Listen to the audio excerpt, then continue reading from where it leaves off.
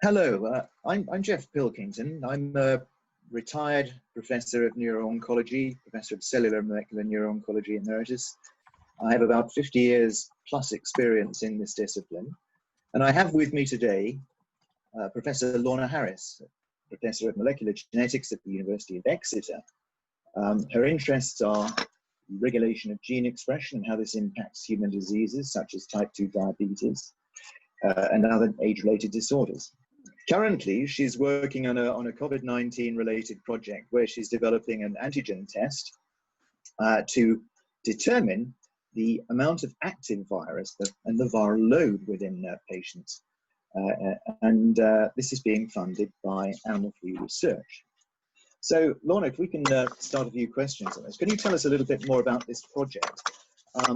We obviously know about the need that there is for a number of different testing methods. We learned from government that there are antigen testing methods, there are antibody testing methods, and then we have to go on to the variety of potential therapies and vaccines and so on.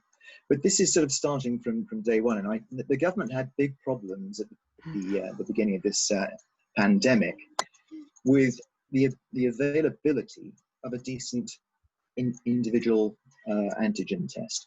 So how is your research aiming to improve this situation, and what's the basis of this antigen test that you're carrying out?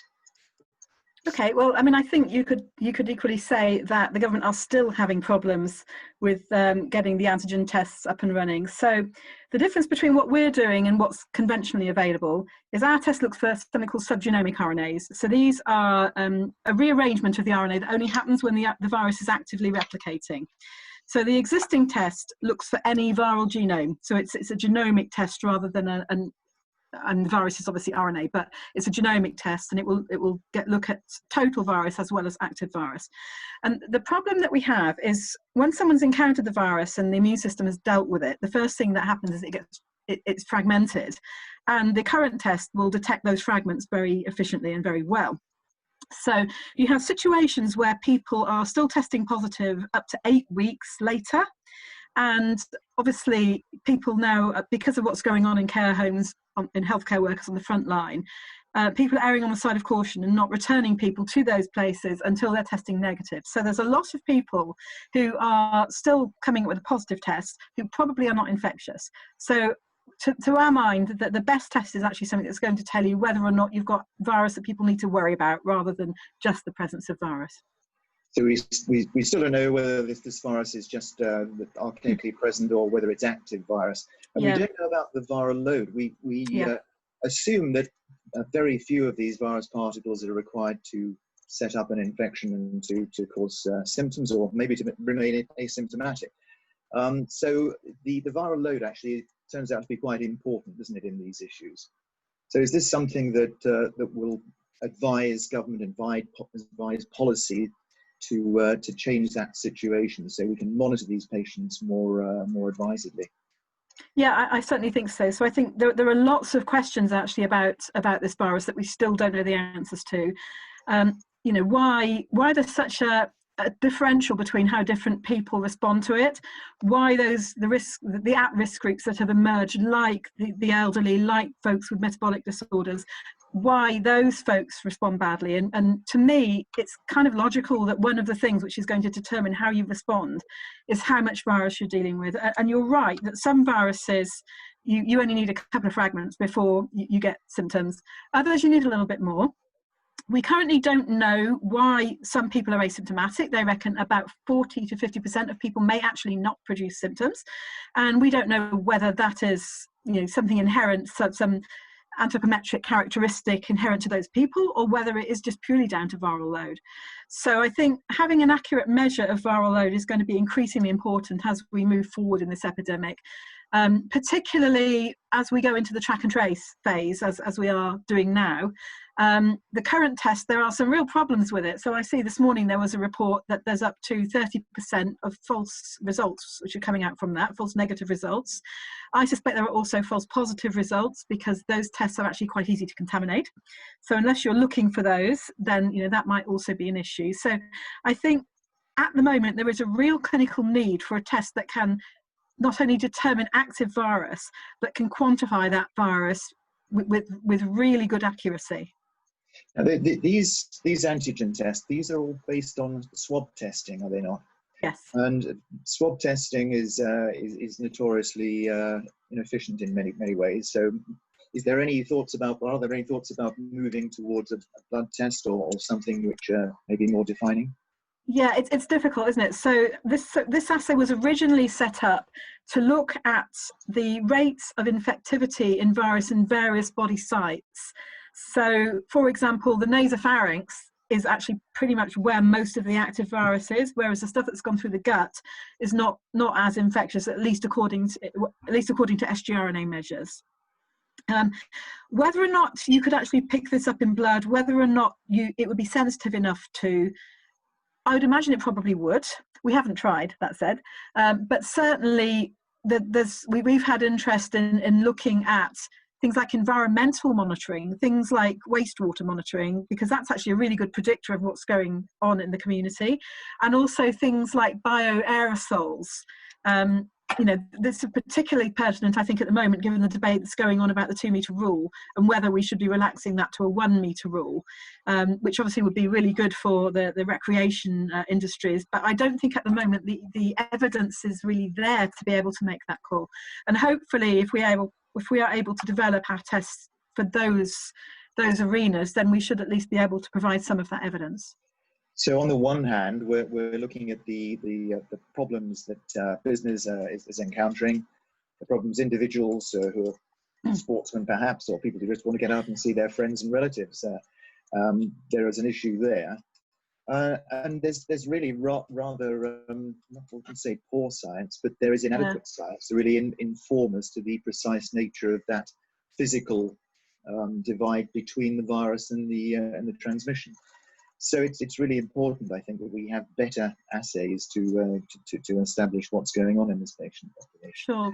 So, and I think when you're looking at the trajectory of the epidemic as it's happening, obviously it's been informed by the mathematical modelling that's going on in terms of the epidemiology of it. But a lot of those models are based on flu, and this isn't flu. So I think there's a real need for population sampling, actually, such as the ONS are doing now, and you can see the disconnect between the figures.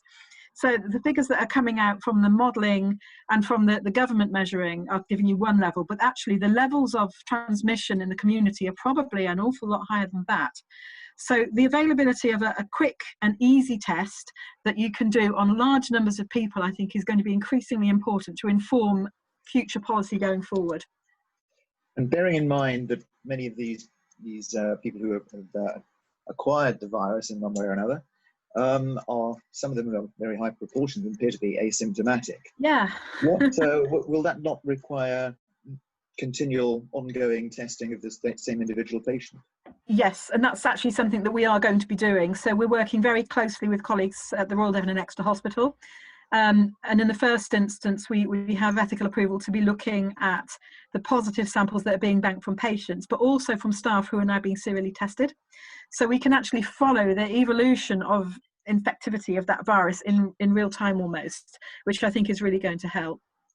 So can you tell us something about the sort of stepwise evolution of the project, how you started with this and what stage you've got to now? And, yeah, sure. So, I mean, we originally started this, when this virus landed, completely new and uncharacterized thing that no one had never seen before, never knew how to handle. And I think the folks working in this sort of arena moved really quickly, got the genome, started to get together the basic empirical tests that they're using. I got brought into this because in a previous life I used to be a clinical scientist, so I used to design tests, molecular tests for all sorts of things for a living. And I got asked to kind of come in, and one of our microbiologists actually had the idea, well, can't we look for markers of active virus? So the virus is actually a positive strand RNA, so it is an RNA. But it produces these subgenomic RNA fragments, which are only present when it's active. So how we did this is there was a paper where they had described this approach to looking for subgenomic RNAs. So we took their assay, and we basically optimized it so it works without any animal reagents. So the assays, as they're being used most of the time in the public health arena, they use things like BSA to be able to stabilize the reaction. And my view is, if you have your reaction optimized really well, you probably don't need that. So we spent some time optimizing the assay on synthetic standard. So not on patient samples. So we wanted to give it the best possible chance of working. So we're using long oligonucleotides that correspond to the binding sites for the probes and the primers in it. So we got those in. And the first thing we did was a whole series of standard curves to work out the dynamic range, the efficiencies, the accuracies, the sensitivities, that sort of thing.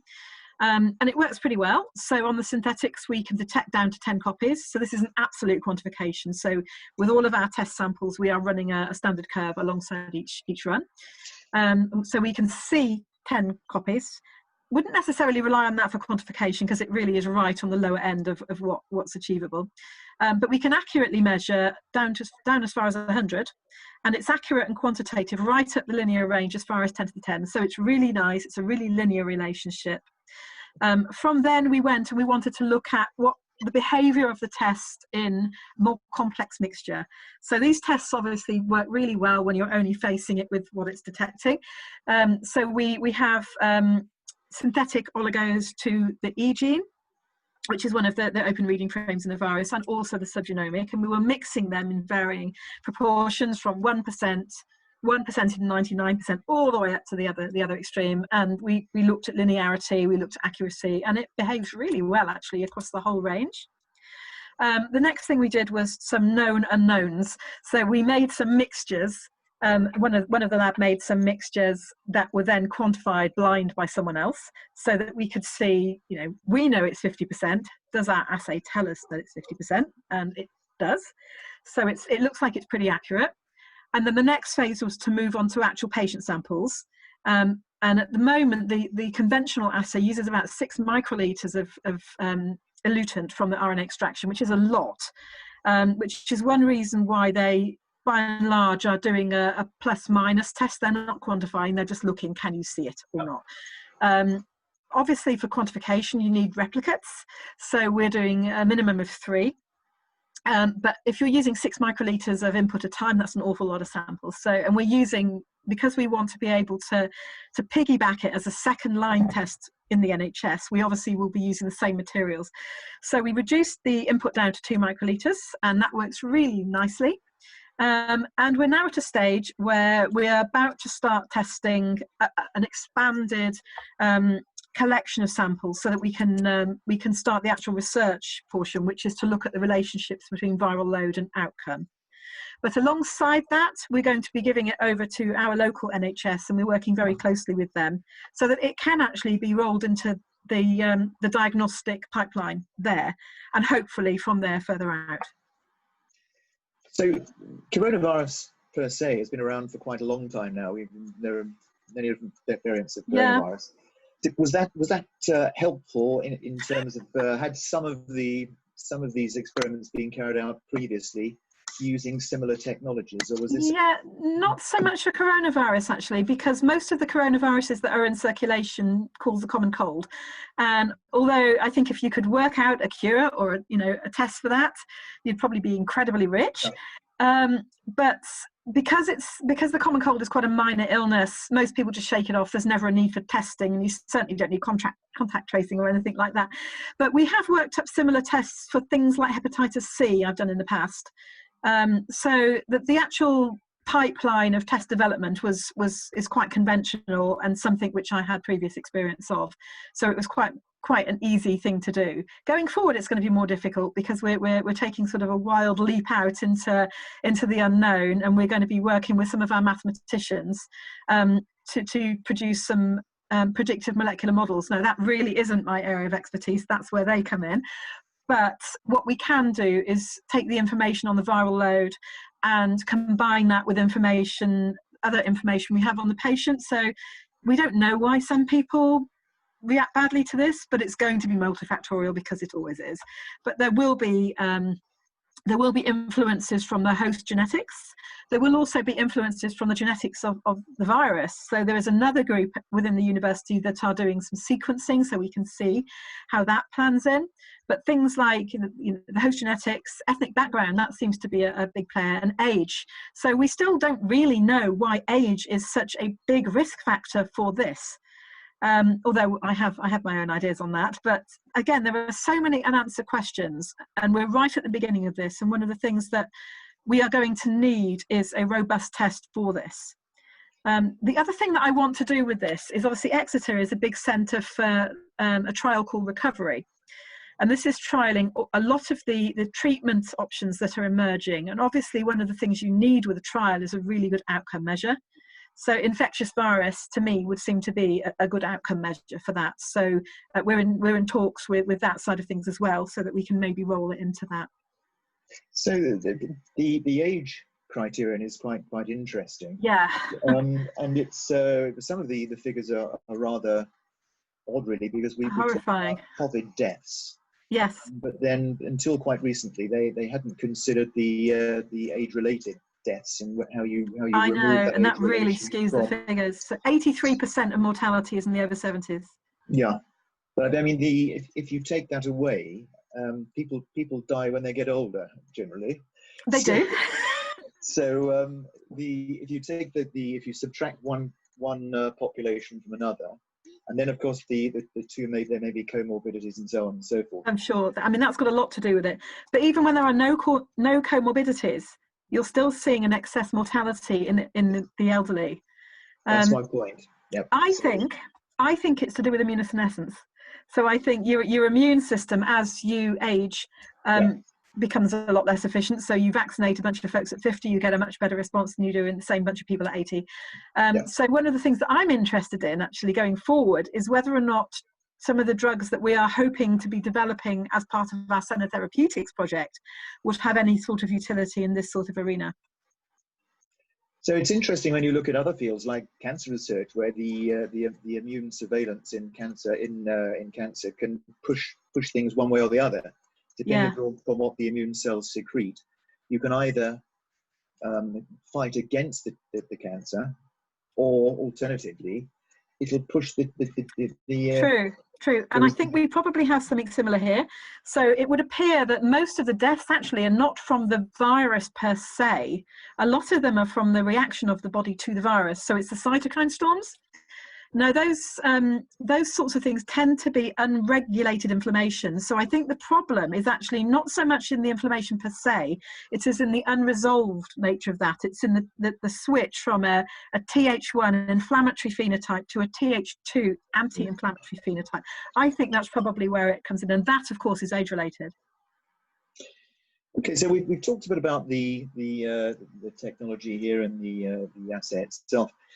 But you've carried out this under animal-free conditions, essentially. Yeah. So this is very much human relevant science.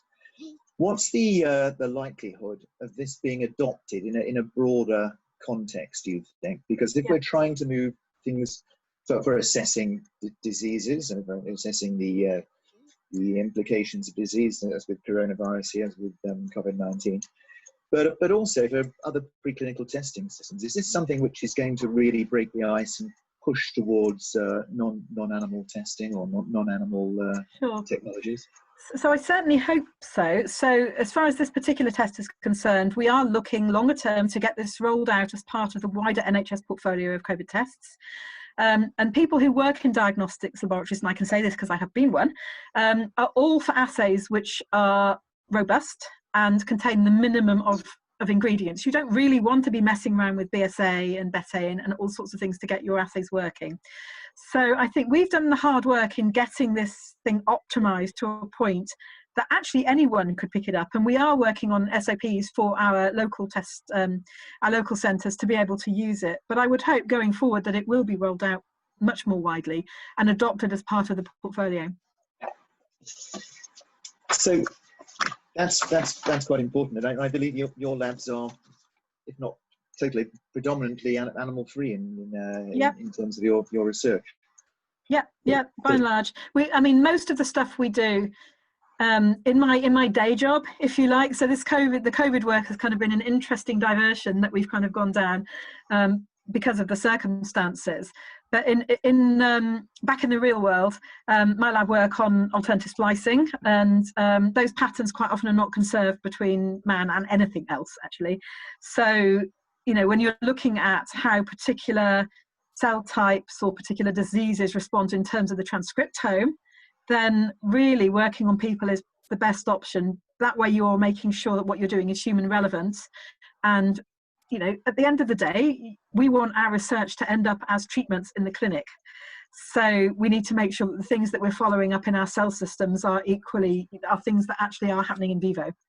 So they have to be accurate, and they have to be robust, and reflect the human situation, which is a very important part of the research. So is this something that triggered your interest in animal-free research early in your career, or did you find out through a scientific endeavour that actually the models? Well, I mean, actually, you know, like you, I started off as a mouse geneticist, and then going forward, we realised quite early on that things were not always the same. So we did kind of make a conscious decision to switch our protocols to an animal-free arena. I mean, it's not been easy, I will say. I mean, you know, all of those of us who work in an animal-free area, particularly with things like tissue culture, finding human equivalents for some of the ingredients in our tissue culture. Some of the cell types we're using need all sorts of additives, and finding those has been quite difficult, but worth it, because we often find that the cells behave in a much more human characteristic fashion under those conditions than they do in the conventional reagents. But it means that things take longer to get going. It means that you need to spend sometimes a year optimizing stuff up front to get it so that it is just how it needs to be. So it's not the easy option, but I think it does give you more more human relevant data perhaps at the end of it. You know, I mean, certainly in our systems. And I think looking at the statistics in drug development, and I'm really interested in moving our stuff into the clinic through a drug development pipeline. I want to see our things make a difference in the clinic. So I think what we need to do is to remove as many bumps in the road as possible to actually get them there. Only 1 in 5,000 drugs at the moment makes it through. And there are very good reasons for that. Some of them fail at trials because they behave completely different in human trials than they do in the animal work that comes before it. And I think repurposing is a really good way forward. I think taking drugs which the safety profiles are really well understood and really well known, and applying them in new circumstances is a good way to go. And I also think the development of some of these really elegant sort of ex vivo, in vitro systems, which are starting to emerge now, are really going to be a game changer in this field. So, I mean, I think you really have to start from scratch. You really have to. Yes, you do. You have to go back and then say, right, we need to culture these cells under human serum conditions, or with the right combination of cytokines, chemokines, growth factors, and so on. Absolutely. Which is a bit of a struggle, and certainly there's a steep curve there to overcome to start off with. Indeed, but once you've done it once, then you kind of know what works and what doesn't. So I know certainly the first project that we humanized, in inverted commas, was Nikki's beta cell, Nikki Jeffrey, who's an AFR postdoc in my lab. Her beta cell project, working with human beta cells, they're difficult. And that we learned a lot from that in how to go about those sorts of experiments, so that going forward, now where we have Laura, who is optimizing humanized conditions for our senescent cell models, we found that a lot smoother, I think, because of the lessons we've learned. And the other thing, and you come from a metabolic background, so metabolism is very important to drug delivery and the types of drugs you can use. So, for example, if you're working on children, or you're working on people in their early life or their middle age or whatever, there will be changes there over and above their particular state of health. So indeed, and in fact, metabolism is one of the things which, to bring back to COVID, that's one of the things which is a huge risk factor. So the disrupted metabolism particularly, so actually glucose on its own doesn't seem to be a huge problem. When you start to factor that in with inflammation and lipid and potentially hypoxia and some of the other things that you can get alongside with things like type 2 diabetes, they seem to be really at risk. Even when you balance for age, a lot of the people who've sadly died have had metabolic disturbance. So clearly there are interactions there as well. So keeping on the theme of the COVID-19, the next step after the antigen testing is the antibody testing. Yes. Which comes later, of course, because of the people are going to build up immunity. That's a fairly gradual process. But what's the challenge there, do you think, in terms of finding the if you're looking at partial immunity, or you're looking at long or short-term immunity and so on in different individuals? Are we going to have more than one vaccine, or is this going to be an age-related vaccine, or how are we? No, I think a lot of that depends on the mutation characteristics of the virus. So luckily, coronaviruses compared to flu mutate quite slowly. But if you get a mutation in the right bit that brings around the right selective pressures so that you start to get the emergence of a different strain, then it's entirely possible that some of the vaccines that are being worked up will not work in that strain. I think when it comes to the antibodies, there are a number of issues actually, and I think part of the problem that we've had with antibody, firstly with the testing, is that even the best test, if let's say it's 96% specific, which is a good test, when you're looking at a population where your baseline levels of infection are still low, the kind of Bayesian probability that a given positive test is a real positive is still quite low. So there's a real problem there. The other issue I think we have is that we still don't know that those antibodies are active antibodies. So not all antibodies are created equal, so it's the neutralizing antibodies that we really need. And even if we manage to produce those, we don't know how long they last for. So we manage to induce an immune response. We don't know whether that's a 1 month, 2 months, 2 years. There's still so many unanswered questions. So we have viral load on the one hand, and active or non-active on the other hand, in both the antigen and the antibody phases. True. So there's a huge degree of complexity evolving. And then you add on to that the genetics, the demographics. There's a lot of evidence now that folks in sort of more sort of lower socioeconomic strata, disadvantaged, they're more likely to be working in environments where they might be more likely to encounter virus. It's hugely complicated, which is why I think we need the models, which is why we need such as the one that we will be developing in the future. So let's take a look over your career. How did you become a professor in molecular genetics? What was the pathway to that? It's a long story. So I started out, in the 80s. Gosh, am I that old? In the 80s, where I was actually, believe it or not, mapping genes in mice in the days before we had the human genome, or the mouse genome for that matter. So I started off at UCL doing that. We were actually looking for genes responsible for neurodegeneration as motor neuron disease candidates, actually. That's what we were looking at. So I did that for a couple of years, did my degree and then onto that. And then I started, after that, I moved, as you do as an academic, I moved institute and working in a xenobiotic metabolism lab. So we were looking at the genes that regulate polymorphisms in the genes that determine how your body handles different drugs and how that might manifest as susceptibility to cancer. I did that for about 2 years or so, and then I had my family. And then I had a big break. So the idea was that I was, like a lot of people, had arrived at the end of my PhD, the end of my first postdoc, and thought, how did I get here? And this is what I want to do. So I took some time out. And then after, I think I was out for about 5.5, 6 years. So quite a long time to be out of science. But by that point, it was quite evident to me that actually, yes, this is what I wanted to do. But when I came to try and get back into the field, I found it really difficult. Things move so quickly. Things which were state of the art when I left now really weren't. And I actually found it very difficult to get another postdoc. So I went back in as a technician.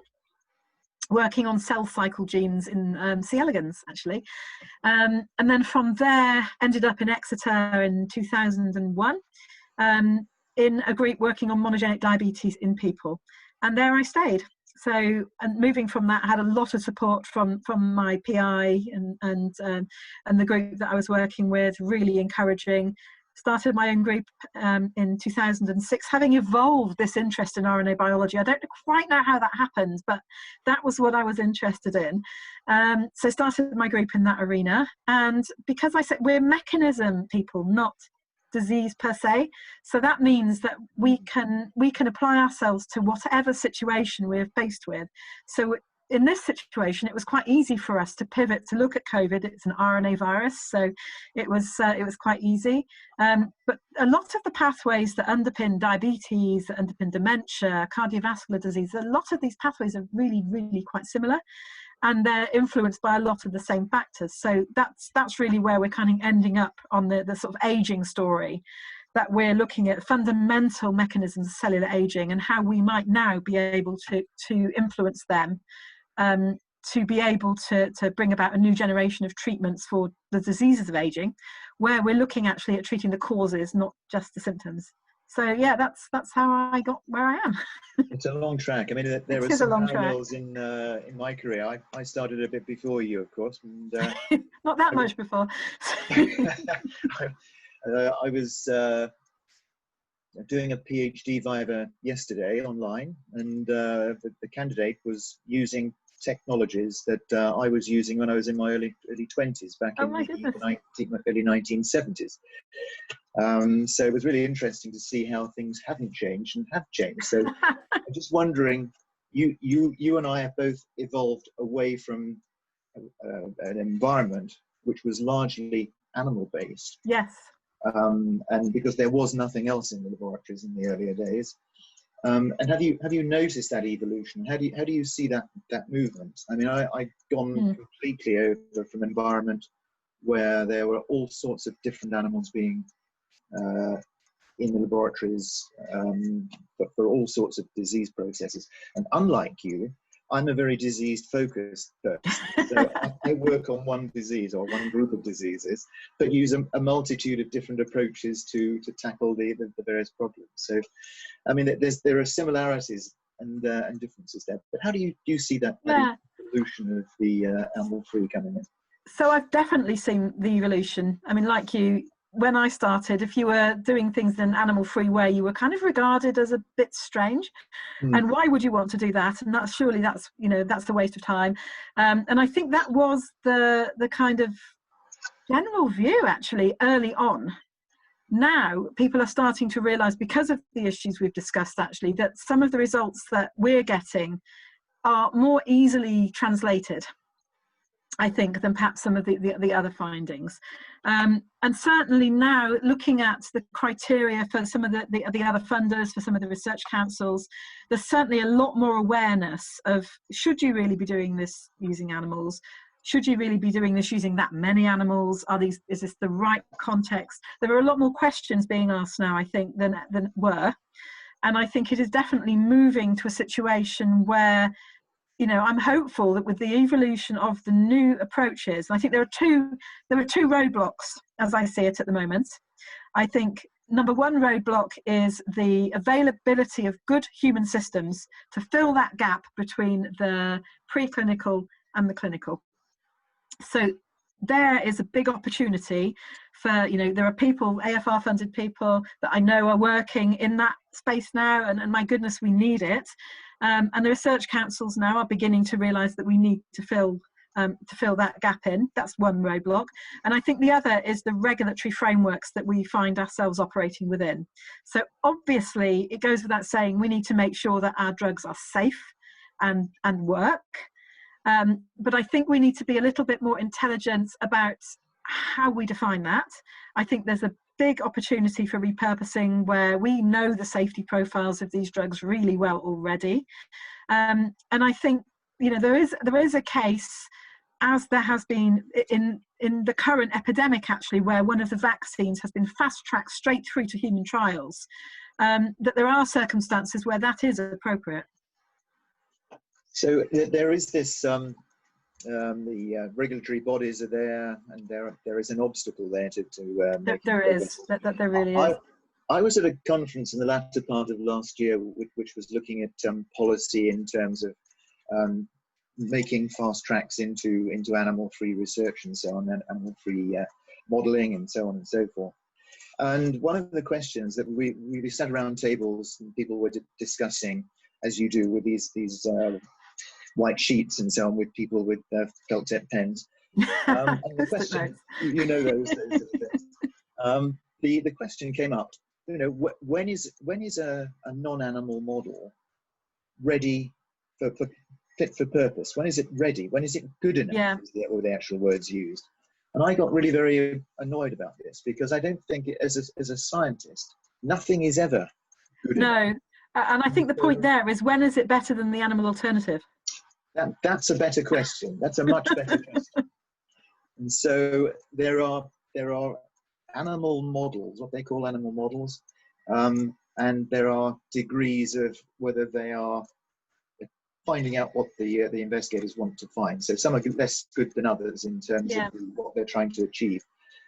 But in terms of an animal model, in terms of an in vitro model, or a three-dimensional in vitro models, and organoids and so on and so forth, they are now perfectly achievable using all human components. They're getting there. And so you've already ticked one of the boxes, one of the most important boxes, which is, can you replicate the human disease? So are we really in a position now where we can push the door that's ajar? Can we really push that further? These repurposed drugs? So my opinion is that one of the gaps that we still have is the interaction between systems. So looking at how a drug that has its activity, for example, in the kidney, how that might manifest in the liver, or any other organ. But these sort of ex vivo systems, if you like, are starting to be put together now, where you can link these organ on a chip systems, so that you can mimic things like xenobiotic metabolism. So a lot of drugs are actually, as you take them, are prodrugs and need to be activated by your metabolism before they can be used. So if we can factor that in, I think over the next 10 years, I think it's going to be a really exciting time to be involved in sort of animal-free drug discovery endeavours, because I think the tools that we've been lacking are beginning now to land. So what we really need is a representative body on a chip, representing all the different organs. But we can do that piecemeal if we can get two or three to go on to. But I think these things are never going to come cheap, and I think what we need is buy-in and investment from the big funders to develop these things. And I know certainly the ERC have a big initiative out that they've had, historically and recently, big initiatives to provide large-scale funding to be able to do this. And we need more of that, because these systems are difficult to produce on small 3-year small pots of money. You need access to much more infrastructure, much more collaboration. The animal-free community is actually, I think, very collaborative from my experience. A lot of people, are happy to share ideas. And I think the more platforms and opportunities that we have to share those ideas, the more people we will have brought in. And do you see that there's an adequate opportunity of publishing work which is animal-free in toto, or is that something again which may be problematic? Yeah, it's changing. So I know certainly 5-10 years ago you'd produce a result and the number one comment from the reviewer would be, go and do this in an animal model. Now I think that's also changing a little bit. People are beginning to recognise that actually sometimes the results that we're able to produce from our animal-free systems are at least as good. And sometimes there are now opportunities where people are wanting now to go and show that in human cells, go and show that in primary cells, go and show that in human populations. So I think things are changing. I think there is a sea change in how these things are viewed. But as I say, we've managed to get our data into pretty good journals. Provided you're sure of your ground and your experiments are robust and you can evidence and argue your corner, I think you're fine. So I mean, I think that's true. I think there again, and we're talking about this scenario of the door being ajar at the moment. I think that that's something else which is moving forward. Of course, having the more sophisticated the model, the more complex, with bringing different cells in and so on. I mean, that's particularly pertinent to my field in the brain, where you have to have those there because they influence the entire biology. Sure. Mouse brain is not the same as a human brain, and then the subparts and so on, the individual cellular components. So it's really important that we build those more sophisticated ones. Well, I just put you on the spot. If we were to go totally animal-free, how would we do that, and how long would it take to achieve that ultimate goal of going animal-free in medical research? So I don't think we're quite there yet. I think we still have work to do, but I think certainly over the next 20 years, I would hope we're going to get to the point where we have those systems that we can reliably test our drugs on. The cosmetics market, that said, has managed to be animal-free for quite some time now. I think the difference is that your target organ is a lot easier to see what's going on with in cosmetics, but I think we can maybe learn from something from them in how they have organised their regulatory frameworks. I think it needs to be systemic change on all levels. So it's the development of the platforms, it's new and innovative regulatory infrastructure to be able to do this. And I think that's going to take a while, but I think we've made a good start on it. And I would hope that over the next sort of 15 years or so, and maybe before, I think a lot of this depends on funding. I think if we're continuing to do this with, small dedicated charities like Animal Free Research UK doing this, it is going to take longer than if we can get buy-in from a lot more of the bigger funders to accelerate it. So I think that question really depends on that. So even funding for small cameo projects and starting early career researchers off actually is going to be a immense value in this. Oh, definitely. And of course, as you know, I'm bought into that. So, the whole premise of our ARC is getting people to come in and buy into the idea when they're PhD students, in the hope that they will take that through their careers to the point at which they're establishing their own animal-free labs. So I think we need to build this change and this idea in from the ground up. Okay, well, thank you for a fascinating interview. I mean, there were some very important points brought up there, and we've covered a few topics over the last few minutes. So thank you, Lorna. You're welcome. Thank you all for listening.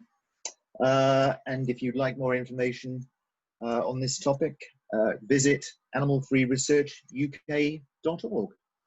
Thank you very much. Thank you.